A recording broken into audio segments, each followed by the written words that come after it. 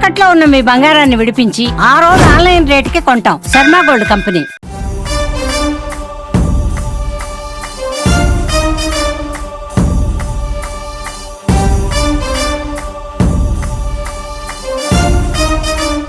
ఈ సినిమాని నేను హైదరాబాద్లో విజువల్ కళ్యాణబాబు సినిమా అంటే మొదట రోజు కానీ రెండో రోజు కానీ చూస్తాను.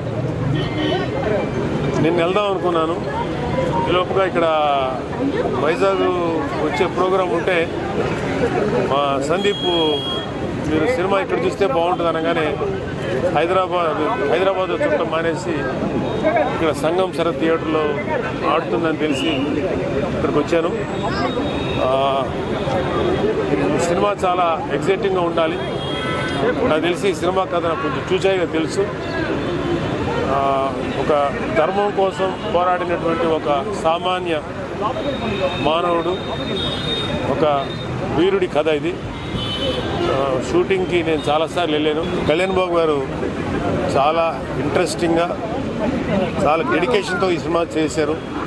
ఎందుకంటే షూటింగ్ చూస్తున్నప్పుడు ఒక ఆర్టిస్టు ఎంత డెడికేటెడ్గా చేస్తారో ఒక ప్రొడ్యూసర్గా నాకు అవగాహన ఉంది.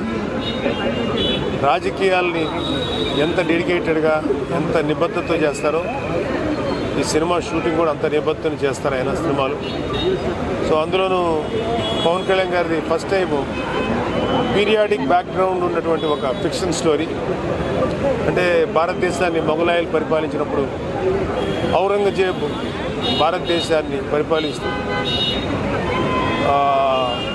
హిందువుగా నువ్వు ఉండాలంటే జుట్టు పెంచుకోవాలంటే నీకు జిజియా పన్ను కట్టాలని ఇలాగా ఎంతోమంది హిందువుల్ని చాలా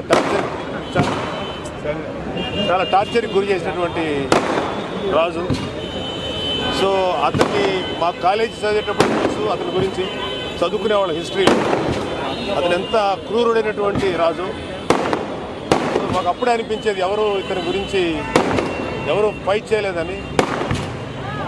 అప్పట్లో ఛత్రపతి శివాజీ మహారాజ్ చేశారు, తర్వాత సంభాజీ చేశారు.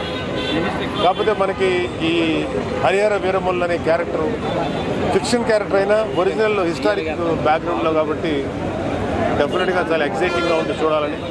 అందులోనూ కోహినూర్ డైమండ్కి సంబంధించినటువంటి నేపథ్యం ఇది. Let me enjoy the movie.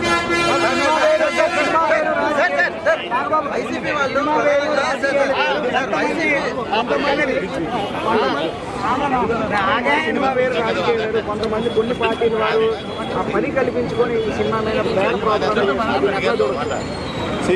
ఒకసారి ప్రజల ఆదరణ పొందిన తర్వాత ఎవడు ఏం ఆగినా ఎవడు ఏం చేసినా దాన్ని ఎవడు ఆపలేడు.